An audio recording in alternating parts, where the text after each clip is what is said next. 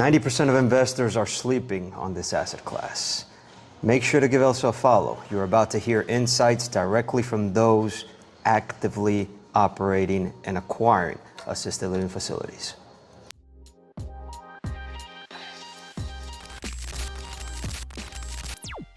So greetings from Orlando, Florida. Beautiful weather we're having, right? That's right, very beautiful.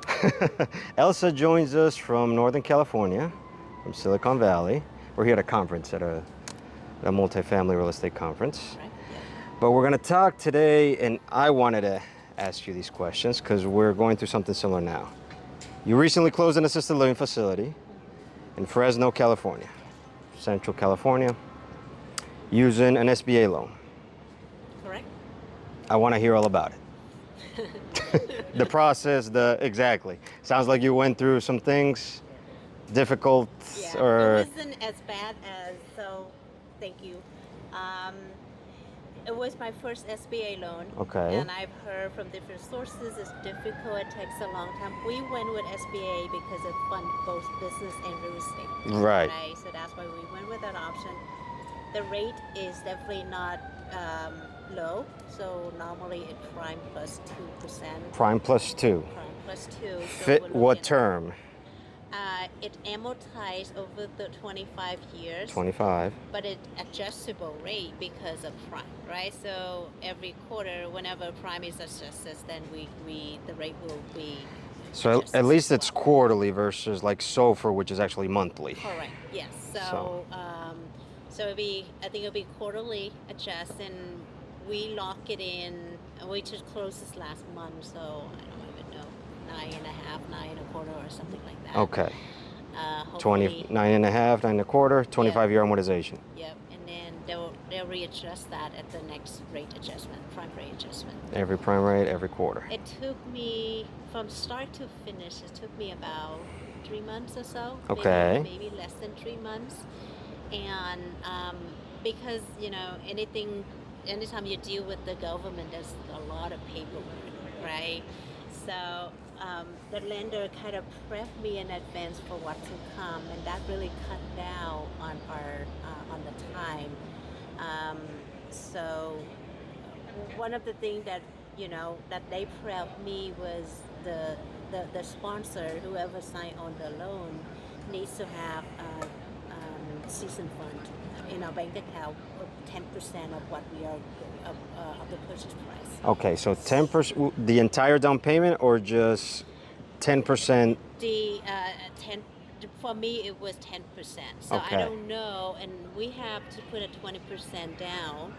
I don't know if the 10% is half of the 20% or 10% is basically the rule of thumb. And then the 10% is 10% is the rule of thumb. Okay, and so that's what's tricky, and that's what's different. And I'm glad we're having this conversation, because if someone is raising money from investors to close on a property, on an asset like this, correct, they want, and you were telling me, it's whatever account it's in, it's got to be in that account for 2 months.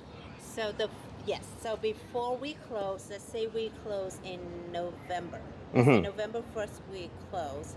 They want to see that 10% in your bank account, in the sponsor bank account, the entire month of October and September. Okay. Right? If that let's say $500,000 is the 10%, if that $500,000 is not in there for the entire 2-month period, but it hit the account in October, now we have to wait until December to close, because it needs to be in there for 60 days. And how do they count it? Like, they want to see 2 statements, basically? They look at your 2 bank statements. They need to see 2 bank statements, exactly, with X amount of dollars that have not moved or been touched from that correct, account. yes. So 2 bank statements. So you want to be prepared for that. Oh yeah. You got to have the money in there before you kind of go out and secure the loan. And they say, a lot of syndicators, what they do is that they wait until the last minute, the funds come in. Now they have to they need to check the bank account of the investors. Now you're giving them, okay, so here's all the bank that we have.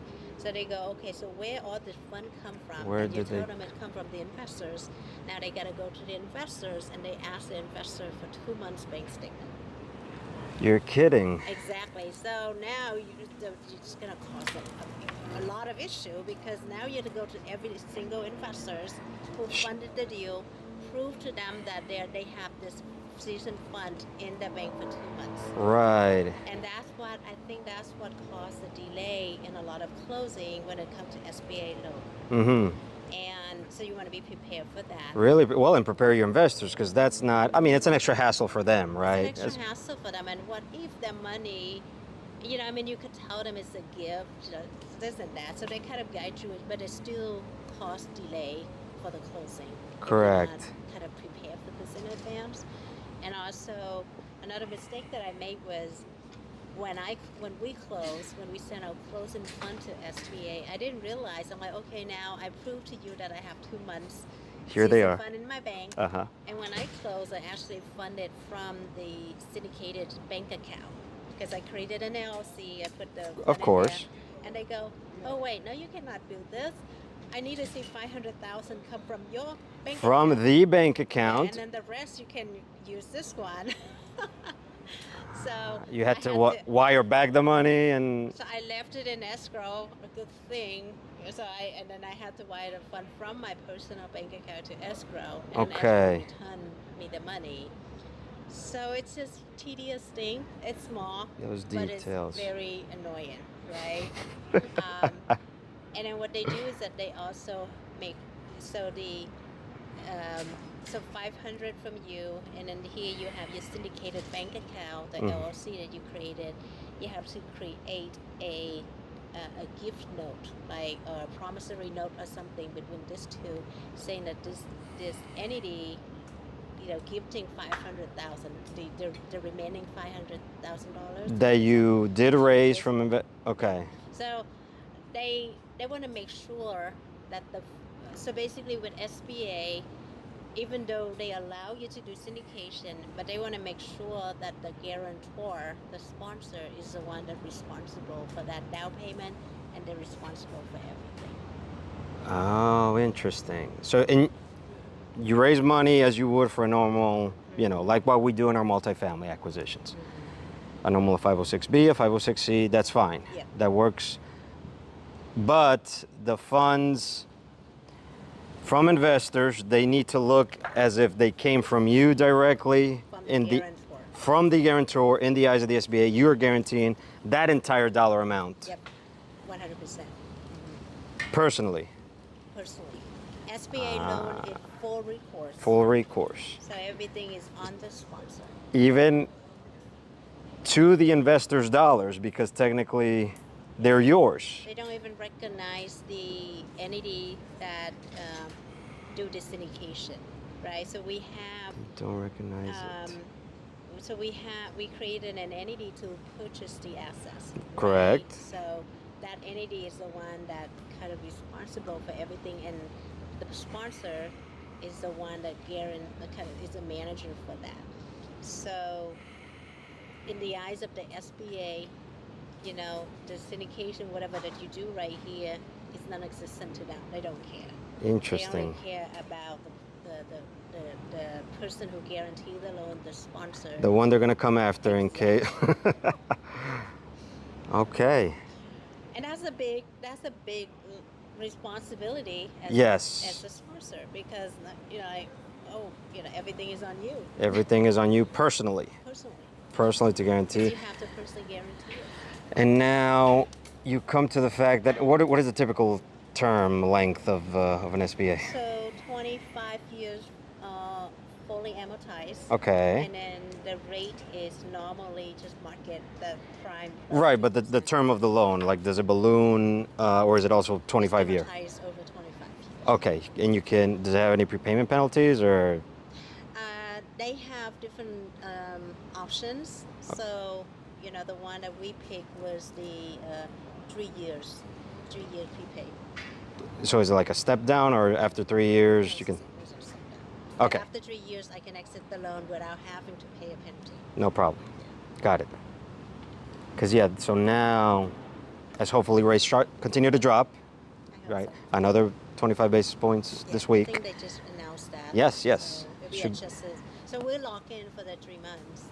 Okay. And then the next time, whatever the rate adjusts, that's what we we get a new. So we should have another drop next month accordingly. But then, yeah, because you're with the floating rate note, hopefully they continue to Hopefully they'll continue to continue to drop. right? Okay, but that's a risk, right? That's If a in risk. case they do the opposite, that's Oh God. your So debt when service I would go up. underwrite a deal, I underwrote it at 10%. Okay, you went as high as 10. Which is the highest, and of course, our goal is to refinance into a lower interest rate loan, maybe a HUD. Agencies, they also do this. They do. They do that. The best product is HUD. Yeah, exactly. Mhm. And HUD takes a long time. It So takes a that's very why long time. you cannot do a purchase with a HUD, but you can do a refinance with a HUD. Yes. You have the time in your hand. The latest I heard was 8 months to a year to close Not a HUD loan. surprised. Not surprised. So, But they assume we'll loan, right? yep, So and the best terms you could ever exactly. get Yeah, on a I think long-term I debt. Googled it a month ago, and I think it was like 5.25. 5.25. I Googled it, but again, it's a different banks. Yes, Rate, but it's a whole in different. general, we're looking at almost half of what we pay for SBA.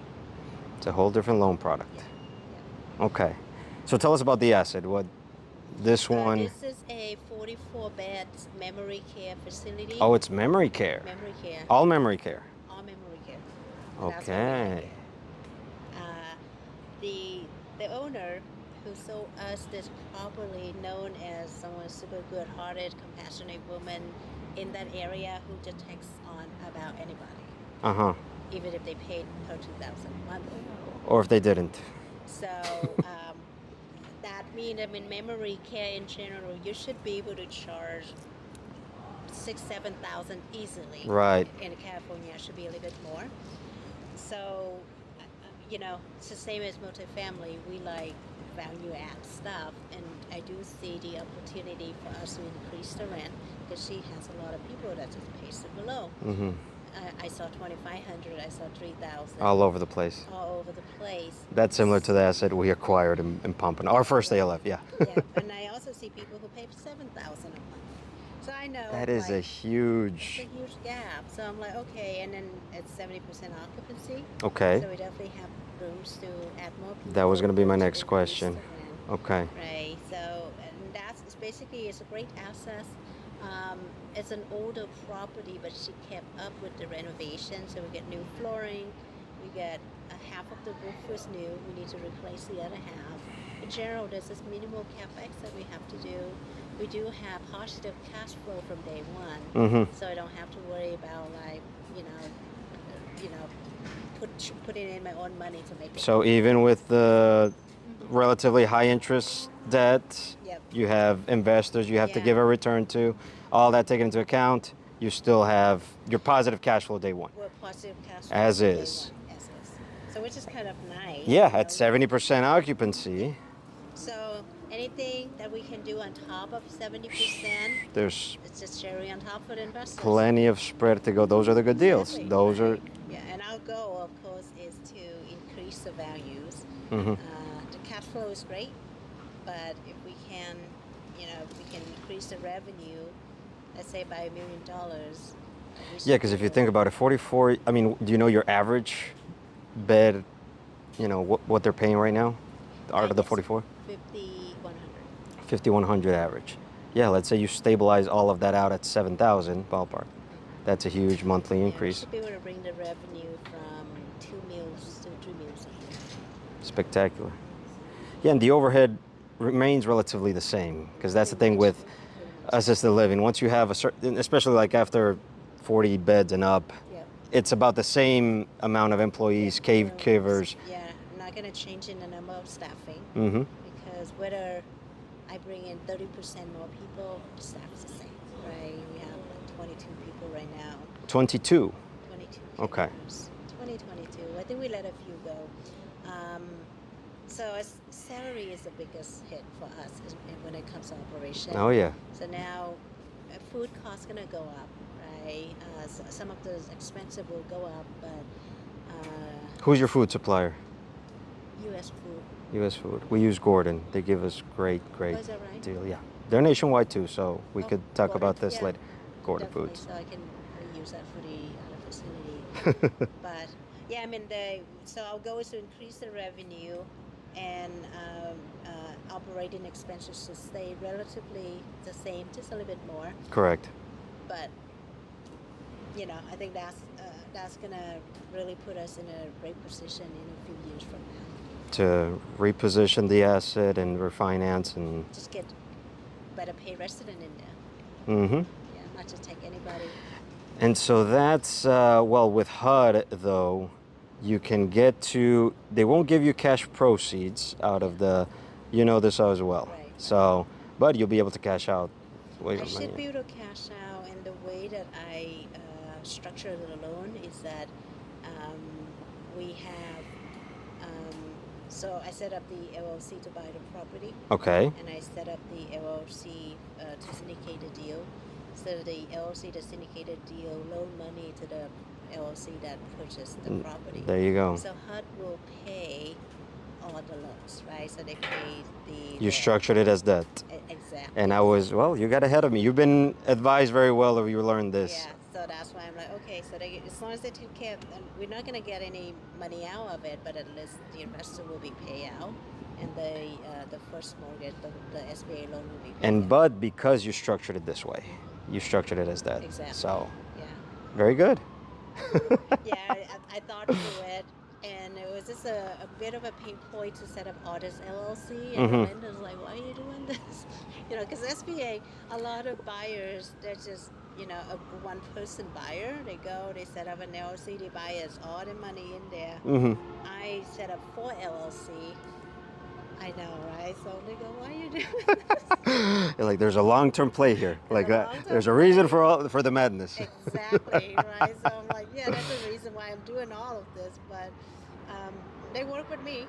Okay. They work with me. It's a learning experience for them too, because Well, and they're typically right. Because SBA covers such a broad range of products, and which is great for us. Normally, as being in real estate, we have our normal debt that we go to, but for assisted living, we have this option as well.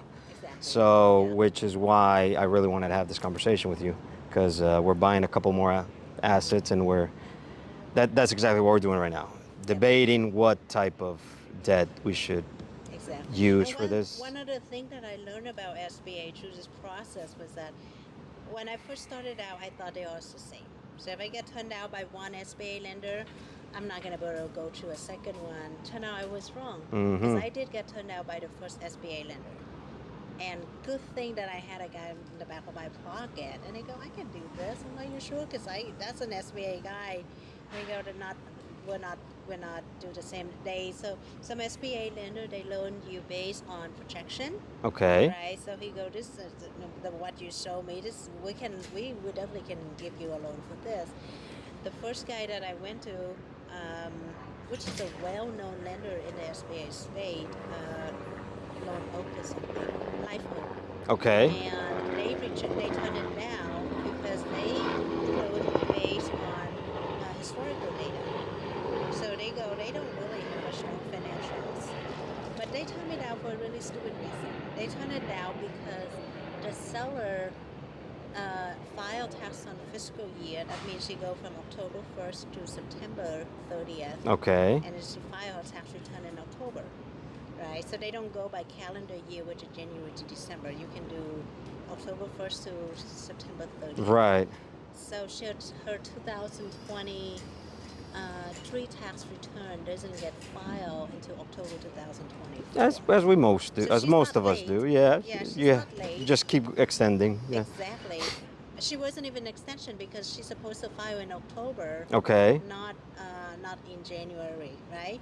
Because of her fiscal year ends September 30th. Got it. The lender, for some reason, the underwriter wanted to see the extension for 2023 tax return. And she said, I don't have the extension because my fiscal year ends September 30th. Interesting. And we're in September, and I'm not filing the tax until October. Which is completely common sense, which is like, I cannot file the tax, and they go, we cannot do the loan because you don't have the extension for 2023. She go, I cannot have an extension because my due date is in October. Interesting. So they turned out the loan based on that, which is crazy.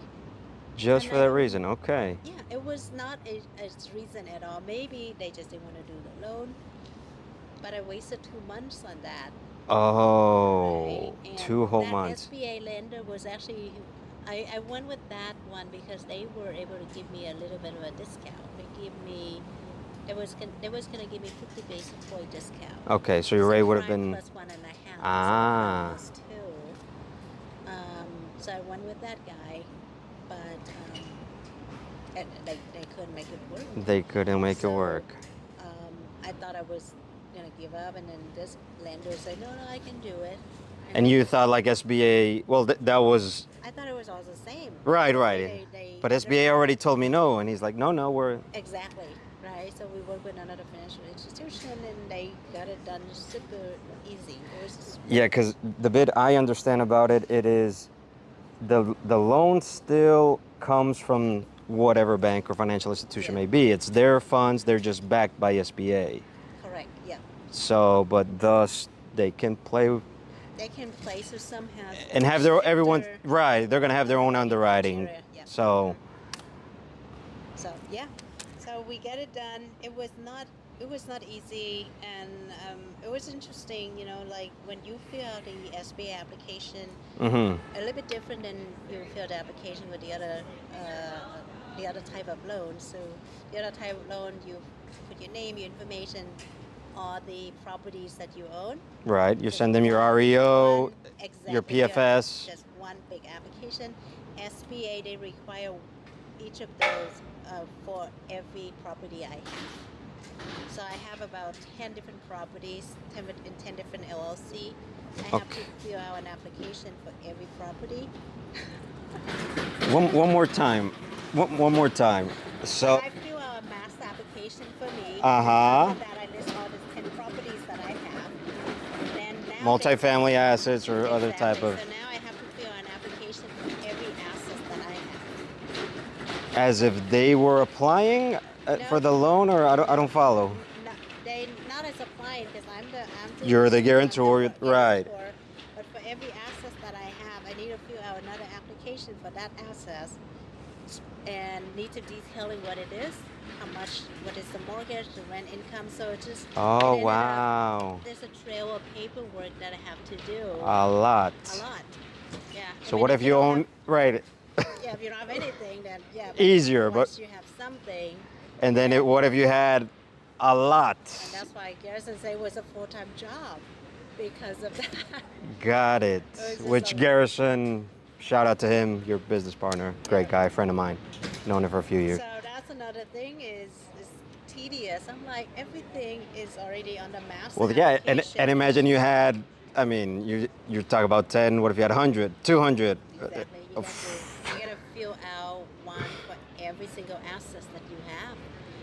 And basically it's the same. Nothing, so But what do they want to see? P&L balance sheet for each one, or just some of them they ask. taxes? So if it's under contract, they want to see the contract. Okay. Right? If it's gonna be closing soon, I have to send them HUD statement. You're right. If it's gonna be closed soon, they want to see the contract. Got it. If it's not, then they want to see some very basic information.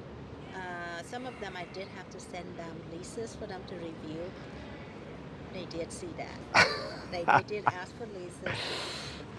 I don't know how they vetted, but I think they just randomly go through them and say, Elsa, I want information on this one. So Okay. I send that to them. Super tedious, annoying. So in hindsight, or like to make a rule or mentally prepare if we go down this road, it's gonna be like as if with every asset we own, or whoever's listening, you own, is you're gonna have to do paperwork as if you were refinancing each one of them, more or less, like all the Pretty much. Send out this piece of paper when you bought it, what's the mortgage number, the address, how much you pay a month. leases you're gonna have to show. Leases, some of them like, okay, yeah, I want to see the leases for this. If you tell them it's pending, they need to see the pending contract, the Wow. PSA, and Even deals you have currently, if you have currently other correct, acquisitions yeah. under So contract. they want to see everything, basically. basically it's like an open book. Holy shit. Yeah, and there's something as well. They look to collateralize like everything else you own. Like if you have a personal residence or other assets, is that correct or? I don't know about a collateralization. I did not have to collateralize anything that I have. Okay, Though nothing I have personal. to be a personally guaranteed the loan. Understood. Yeah. Okay. Yeah, I've heard different things perhaps for other type of business loans or, you know. Yeah. So I guess it's probably also the lender, depending on the lender. I guess. That's true, Yeah. which is an important thing to keep in mind then. Okay. And then let's talk about, well, what else, you know, what else should someone know that I haven't asked her that comes to mind if someone were to try to go get an SBA loan for I would For an say, asset. don't make the same mistake that I made where you Mhm. only work with one person. Okay. So let's go out and get a few SBA lenders, talk to them. Talk to a few. See if they could do the loan. Send them a little bit details about the deal. Mm-hmm. And just in case, right, one guy cannot do it, you can go to another. And remember, there are lenders who will loan you money based on the historical number. Historical Some only. will loan based on projections. Based on projections. Right. The first one that I work with, because they base on my assets, and I have all these multi-families, and some of them perform, some of them are not really performing, and they take all that and they look at like how much money I bring in every month, how much From come out, everything. exactly, and they A go, whole you need an global additional picture. guarantor. I need more money, right? Okay. So they wanted me to go out and buy a few more KP, and I did that. That's a question I haven't asked. Is there like when we go refinance with Fannie Freddie, they'll have net worth requirement, liquidity requirement. Does that also apply? Yeah. So I think I'm pretty sure they took that into consideration when I fill all those forms. Mm-hmm. And they also want to see that they want to make sure that I make enough money to cover the mortgage and all that, right? And then that's when That you make enough money from all the other assets or because any other business deals to cover in full or like in full. So they underwrite all of that, and this is why they go down as far as Oh, let me wow. see the basis, right? But that's the case with one lender, Mhm. but that was not the case with the other lender. Oh, So okay. the guy that turned It me goes down, lender by lender. I had a few guarantors line up, additional KP, and they approved all of that. But when it comes to the new guy, they go, I don't need. I don't care. Need additional guarantors. You're enough. They weren't looking. Okay, Exactly. so that's kind of very interesting. I save 10-15% equity because otherwise I have to give it to the additional the person that I bring. Correct. In. Well, and no, and imagine I wanted to emphasize that what the other lender was requiring that I guess what should this business completely fail and you get no money that you would have to from your other assets or business dealings sources of revenue be able to support this loan. Is that was basically the requirement? Yeah. So they look at the picture as a whole. Crazy. Right. And of course in online at work their income that coming in that really doesn't show on it's not black and white, right? Acquisition fee and this and that. Mm-hmm. They don't see that income coming in. All they see is this your mortgage every month, your rental income, right? You net it out. I'm like, okay, so it's not enough for you to cover. So how are you gonna make it work? Interesting. So that's one thing that I learned, and thank God that I went with the new lender because when I came, I'm gonna need his contact, by the way, after this. When I came over to the new lender, the KP that was doing the loan with me in the first place, I also ported over to them, right? And he has a great resume. He's a CFO, making over $300,000 a year, strong income, super clean, great guy to work with, have assets in the bank. Turned out that he had a little error. He had a PPP loan before, and there's an error in his loan that when we submitted the file to the SBA portal, they rejected him. because of that PPP thing. Because of It's okay. a PPP loan. Yeah, the ones they did during Yeah, COVID, so because they also give- SBA. And So, this is like a week before we're supposed to close. oh shit! It's But it's always. I know, right? I think It's never like they catch these things. never. And you would think like Fuck. if anyone would get rejected would be me, right? The irony. Yeah. And thank God we just took his file out, and because I went with the new lender, they don't really need the guarantor. I just kept him just because I feel bad. You're right, So right. they remove him, and Oh, so you I just like signed on by myself. Um, but yeah, I mean, make sure whoever that's gonna help you sign the loan with SBA, their records is super clear, super clean. Because if they have any loan, anything. it'll show up. Okay, that is so much more nuanced than what we typically do for real estate, for multifamily, for Yep. And then it's just normal this. acquisitions. But again, at the end of the day, SBA is one of those that would give you a really nice, sizable portion for your loan. They fund the business entirely. Correct. Yeah, right. And then they fund 80% of the real estate.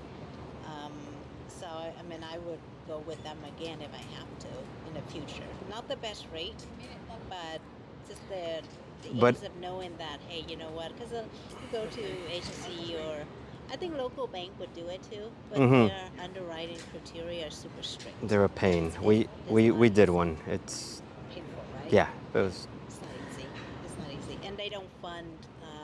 I believe they also fund under real estate only. yeah. It's I don't recommend personal experience. Yeah. Using local banks for. I agree with you. They turned me down too. Ah, okay.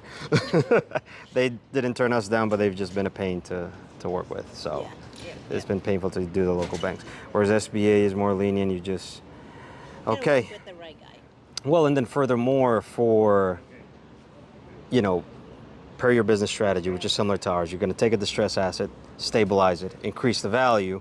You don't want a long-term 10-year note that you got to stay on it for that length of time with high prepayment penalties, because you're looking to pull out your equity in Correct. 3 years or less. So Yep. So that's the. it also serves that purpose. Right. So the plan is to stabilize the assets, Hmm. get into a HUD loan, pull the money out, return it back to the investors. Right. So now they all get a bigger return. Yeah, their chips are off the table, per se. Exactly, right? So everything else right now is just cherry on top for them. Correct. And if we can cut that interest rate by half, Oh, yeah. right? There's not going to be a significant. I mean, our mortgage payment Your must be the same, even though your dollar debt is amount, more. exactly. Your debt is higher, but the rate is that much lower. And then I'll probably at that point in time. I mean, it does take a long time to sell an assisted living. So if I want to exit 7 years, I'll probably start marketing it in year number 5. Okay. To give us enough time to exit. It But takes if a I while. were the investor, already have all my capital back, You don't now care? everything is just like Keep it. What are we going to just sell? pass- It's yeah. cash. Unless there's major capex that hey, Or a stupid offer comes in. Everything's always for sale at the right price. exactly. And we need to exit at some point in time because we need to make some money, right? It's a cheapie. How do you structure that?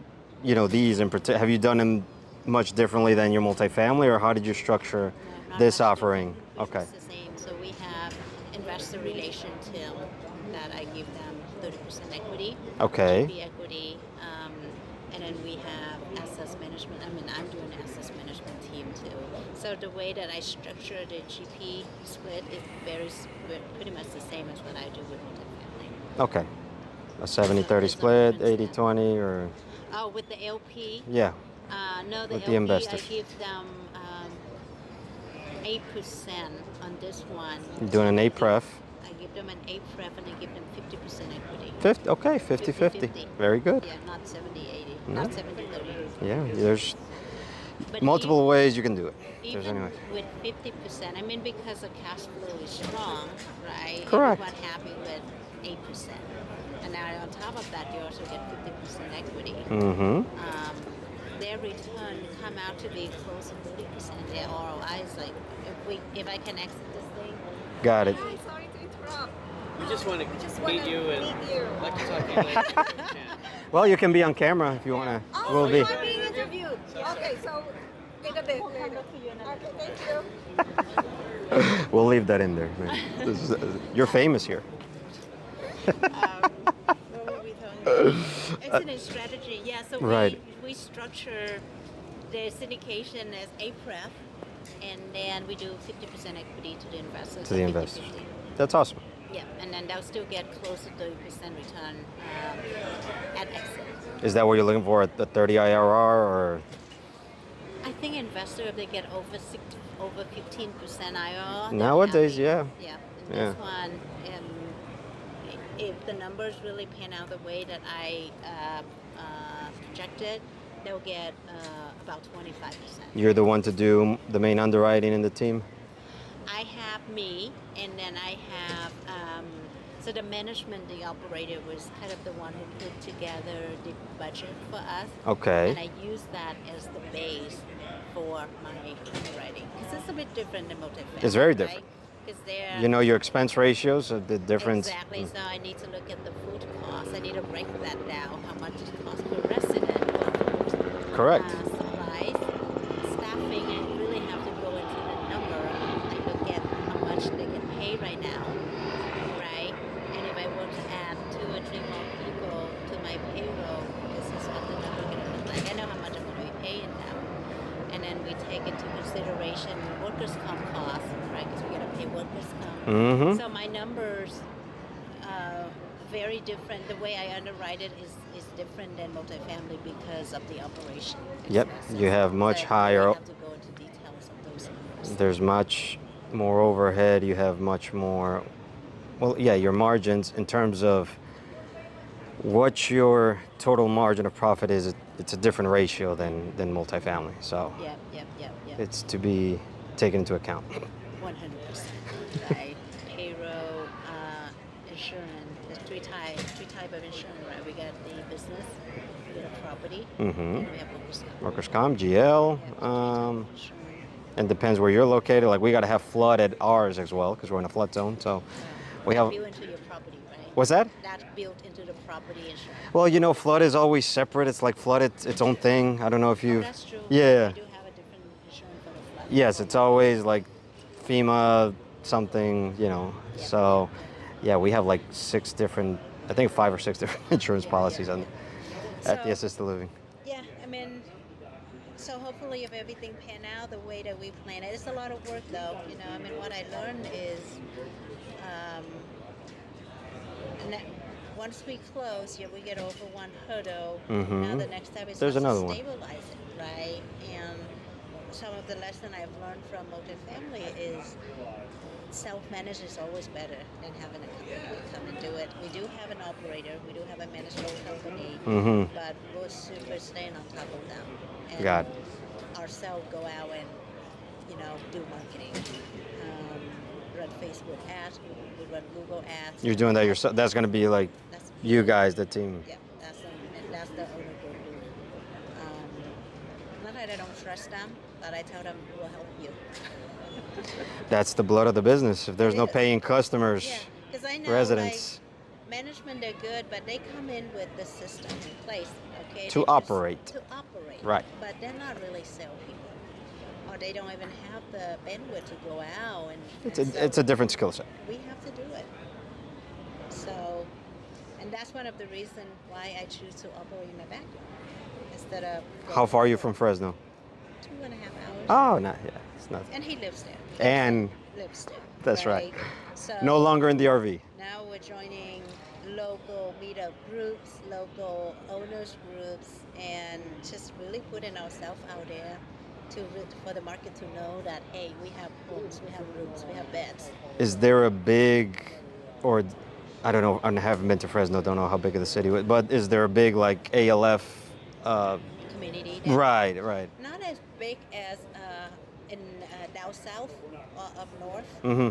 but I don't know if that's because we haven't really got into it. because Central Valley is the cheapest. The cost of living there is half of what it would be in the Bay Area where I live. Gotcha. And I'm talking about homes and stuff. Understood. Yeah. So I think that the we can tap into the government paid program, Medicare, Medi-Cal, Medicaid in Central Valley, because the people who tend to move in there are the people who don't have a lot of money when they retire, so they kind of move into Central Valley to cut down the cost of living. Of course. And there are a lot of government support programs in Central Valley area. So that is kind of where we want to grow, because real estate is maybe a third of what I would have paid if I buy the same facility that I just closed. In Fresno, I pay $5. The same square footage building, right? I would pay $15 to $20 million for a 50-bed facility, right? So, and that because real estate is cheap, but the rent that we receive from the resident is pretty much the same. Got it. Especially if you work with government paid program. So speaking of that, and you were telling me about PACE, right? Yeah, PACE is one of them. And then you can work directly with insurance company like Kaiser's Bank over there. We have another program called ALW, Assisted Living Waiver, which pays better than PACE, and that's what I try to get into. There's many programs over there. There's a few. A friend of mine, she owns a quite big facility, and she works with the VA. Oh. The VA also have people that they can send to you. So, and then there's always the private pay. And then there's that's private the pay. biggest people, private pay, but they have to know you. Correct. They need to know that you are around, and I think the only way to do that is through Facebook ads, Google ads, social media, for them to know that we are there. That you're there and they're right. We're gonna have to get out there and let people know that. Well, especially because it's memory care as well, so it's even more specialized, the need. So the type of resident that you would have at the facility. So, but you have all these programs to choose for to get residents then. Exactly. Yeah. Okay. That takes some time to set up. So, once you think that you're gonna get into it, we kind of waited for a little bit, but the Fresno one, we should have done maybe 6 months sooner. So by the time we establish and get occupancy and our contracts and everything is ready. So while something you should started all that process like while you're doing the closing or while you were even before that, yeah. Even before that. I think so too. But here's the thing, It's cash flowing. It's It's and now that we're doing this, so it will take time for the community to know us being around, and it will give us time to, let's say, we're evaluating another deal right now, which is super value add. It's only 35%. I think it's 35% occupancy. Also in Fresno? Also in Fresno. You guys are just taking over Fresno. So we're negotiating. Okay. But there's a lot of potential with that one. Yeah, right? especially because it's newer built in 2000. Okay. 25 years old. There will be capex, even though the building is new, but roof needs to be replaced. Yeah. HVAC and there, 500,000. And then we need to increase the occupancy. But our goal is just basically grow within this 50 miles of our facility, so we can hopefully stack up on maybe do share with the caregiver sharing. Correct. Go around, kind of shuffle them around if needed, because they do. Well, and what we were talking about earlier, if it would become easier should you choose in the future to bring management in-house, create your own management company, if all the assets are within a close radius, or at least in the same city. Yeah, and if caregivers, if we short a few people over here because they can't sick, then we'll just send people from here over there, put them under one PO, payroll company. So, I think it'll work out. It'll work out good if we can just grow within 50 to 100 miles radius of where we are. So what are the names of the facilities? The name. So we're just gonna brand it under Helping Hands. Helping Hands. And then every facility will have a different name. So we got Elam's Place. Okay. That's the memory care. And then we have the Villages at Willow, which is the bunch of single homes that I showed you. Yeah, yeah, yeah. So Look we very have nice. The Villages at Willow. The Villages at Willow. But Helping Hands is basically the trademark, the name that owns all this company. The parent is going to be the parent company. Yeah. That's awesome. Helping Hands Senior Care. Helping Hands Senior Care. I love it. And then, so going back to the first acquisition, the homes, right? Which actually the initial idea was different, but you guys said, let's see assisted living, right? Make assisted living out of the asset. Correct. But so you guys working now to fill that one up. Correct. How is that like? Because that's very different from taking on, like, acquiring an existing business. Okay, it's low in vacancy, in occupancy, let's say, and there's work to be done. But here you have nothing other than the structures, than the buildings. Right. So, and that's what we were talking about earlier. It's like, it's a chicken and the egg thing. Now you have employees that need to be there for the new residents, but you can't have employees just sitting around if there's no residents yet, but, you know, bring in residents if there's no. So how are you doing this? Like, I'm very curious. Well, I haven't quite figured out yet, other than the fact that we're interviewing a lot of caregivers right now. A lot of interviews. Lots of interviews. We don't give them the offer yet, but we kind of line them up, and hopefully by the fact that we interview so many of them, we have maybe 15, 20 of them that are like qualified, and hopefully they don't find employment within the next 2-3 weeks. And at the same time, you're marketing to get residents. Marketing to the resident. We're doing a bunch of works right now. Placement agency pays Facebook ad, Google ads to get people in there. Who's doing all that? We have a marketing team. Understood. So it's all in-house. So okay. You know, Garrison is the one who lead on that. We have some VAs that help us out. I do have one other person in our team that help us with that, and then of course there's always me. So we do have a team that lead in that effort, and so I don't know. We'll see. I think worst case scenario, I'm just gonna have to step in there, and there's no caregiver. We get a resident. I may pour some. If the management company is not going to be okay and not going to be happy with it, but we do have 20, 22 people at the other facility. At the other one, so. Hopefully I can pour 1 or 2 over if I need to. But yeah. Or maybe temporarily overstaff the other. Well, that's the convenience then, yes, of having assets close by. Maybe temporarily overstaff one. Yep. Sort of, but, you know, that way you can just, hey, today we're going over here and it's a good experience, honestly, with Willow, you know, the Villages of Willow. We didn't intend for that to be an assisted living until we started renovating it. And just looking through the facility. The layout is so nice. Like, I love the pictures. I'm like, this is perfect for senior living. It is. This is just perfect. So we start that process pretty much from scratch, right? From making it, going through the licensing requirement, meeting with fire marshal, really turn it into an that's work. AOF, yes. right? Because did it have? I mean, there were homes, individual homes. Yeah. So was there? I assume there was no sprinkler system. There were sprinkler systems. There were. We need to fix it up. Okay. So when we took over, there was 0 permit for all of that. It was built, but they didn't sign off on anything. So we have to do landscaping, that needs to be signed up, sidewalk, fire, I mean anything you can think of. Right. Planning department, plumbing. Add generators. Did you guys do like one, or what's the requirement in California? You don't need to have generators. You got to have them here. We do have one, but it's not a requirement. It's a requirement here. Yeah. So with that being said, it's a learning process. Of course. Right? So I'm confident, like if someone were to come to me, I know how to do it from A to Z. There you go.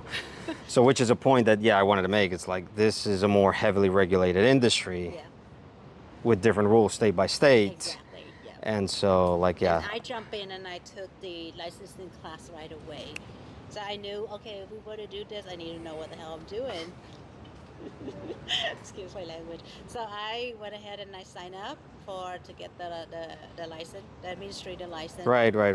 Yeah, And we did something similar. exactly. So with that taught, I mean, I've learned a bunch from that class, and I'm the administrator for the facility. I will find someone to work there, but at least you need to know what you get yourself into. Correct. Right. And it's good to have it, in case, I mean, for whatever reason, you would need to, as an emergency, Exactly. Yep. be that person one day. So 100%. 100%. And that's the whole point. Is like, if you were to do something, you need to really get your feet wet. You don't just stand point finger and without knowing, having an in-depth knowledge. And now going through this whole hiring phase and marketing and getting resident in there, it's another learning phase for us. Oh yeah. Right? Because we never really, I didn't even know what hospital was until my dad was sick. So that's another, and my father was sick for a year, and he went from super independent to hospice care. Wow. And I was his caregiver. So I have that hands-on experience of how to really take care Of what it takes and how it's done. Yeah, so I work with hospital agency, I work with hospital, I work with giving him oxygen. So I mean, I did everything that I could just come in and have a hospice person. I know what to do because I took care of my dad for a year. Okay. Until he passed away. I know how to do oxygen, so I know how to do all of that. So it's an experience that I had to go through, but I know that it will be the same when it comes to take care of these people. Right. Yeah, and then Garrison, I think he had he partnered up with somebody before, and they had a home care business. Yes. So He's told me about that. Yeah, so it's kind of now all that come back. To It's me. funny, huh? It's so funny. It's really a full circle. Such is life. Yeah, just life.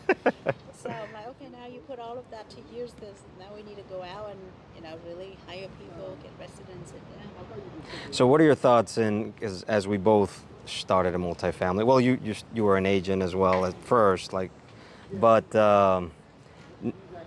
is assisted living facilities now the sole focus, or what's it going to be with you guys? 100%. So No more multifamily?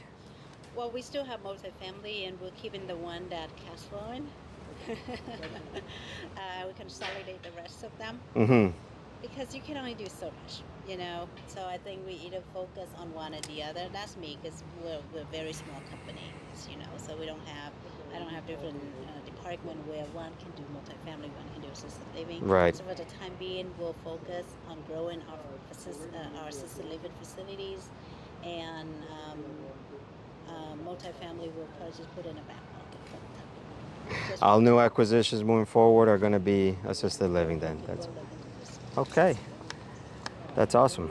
Yeah, we were talking about this earlier, how it's still want to keep it this way, like more of a secret, or that not everybody jumps in it in the same capacity. But I mean, there's just so many people. We have 10,000 people turn 65 every day. So the demands is definitely out there. Yeah. And it's going to get more and more. And I don't think we can. That's what I keep hearing. Even one person, Dinesh, he has a 125 beds in Wisconsin. And I think they're buying another one right now, and his facility is also full. So there's just not enough. I think there's not enough care homes. There are not enough homes to house all those people. Right. So the demand is there. It's just a matter of how to implement the strategies that we have, get people who would be, who I think staff is one of the number one issue that we're going to always have to deal with. Uh-huh. And then marketing is always hard in the beginning, but once you have the system in place, it should be fairly easy. Correct. Let's put in a name out there. Like, that's the tough thing. Like, when do you expect the one you just acquired? They're still at 70%, occupancy more or less. We have 2 people passed away the last couple of weeks. Okay. So I think we're probably 69% maybe. What are you hoping? But my goal is to get to 75% the first year. Okay. So it's not a whole lot. You're being good. I like that. So I need to fill in those 2 spots, and then we do have tours every week. Mm-hmm. The nice thing about the facility is that it's been around for about 50 years or so. So people just call It's known. It's known. Good. It doesn't mean that we don't do marketing. We still should go out and marketing and introduce ourselves. We're gonna do grand opening, open house, maybe in a couple months. So then, we're gonna invite everybody to come. We do have a courtyard, so I think it'll be a perfect place to do that. But I mean, my goal is I only want to get to 32 residents by the end of the first year. Okay. And then we'll slowly increase. So I believe my underwriting is 80% by the end of the second. Very good. 85 by the end of the third year. I think is a very conservative number. Yes. It's not a, So I like that. Like, yeah, it's not very aggressive. because it's not, and whoever's listening to this, it's not quick that you just, this is a different industry. You don't just put for rent size and people come in. So 100%, and people die, right? So even though we say, oh, I'm at 27 right now, adding 2 more people, how difficult can that be if I get 2-3 tours a week? But there's also people that pass away. Correct. Right, especially memory care, people pretty much at the end of their life. So the turnover is It's more constant. rapid. Right. So, yeah, that's a good, how you did that, how you planned that out for the future, and slow stages being very Very, conservative. Very slow. Yeah, and then I'm 90% by the end of year 4. Okay. I'm hoping that I can, beat 90% by year 3. Of course, we always hope, Yeah. ideally just faster, but you've done your projections well Yeah. to Thank you. how the, how the business realities, how the That's realities of the businesses are. Okay. Well, I think that's all the questions I have for you. This has been great, a great conversation. Thank you for putting me on the spot. No, and hopefully we're able to teach whoever's, because that's the reason I want to have the conversation. Because again, we're deciding whether to go through SBA or not, to go through the pains you went through, or other debt products out there for the new acquisitions we have in the pipeline. So, I mean, there's just a few options out there. We don't have a lot of options as multifamily, but SBA is probably one of the more popular products for this type of loan. At least it's amortized over. You lock it in for 25 years. correct. I honestly don't think it's gonna get worse than the rate. It's probably not gonna get worse than what we had experienced this year. Good. So Yeah, we're all at the same expectation. yeah, bridge is what give you 1, 2, 3 years, and then you have to find a way to refinance that. Right? As long as there's plenty of spread, if there's plenty of contingency in case rates increase, you just got to take that into account. Yeah. And hopefully they continue going down. So thank you so much, Elsa. This has been awesome. Hopefully how can they find you in social media or in life, or if someone wants to have a loved one stay at the villages? I'm on Facebook, LinkedIn, so Elsa with Nguyen. ELSA is my first name. And you can just Google me, Elsa with She's famous. My name will come up. Thank you. Thank you very much. Bye.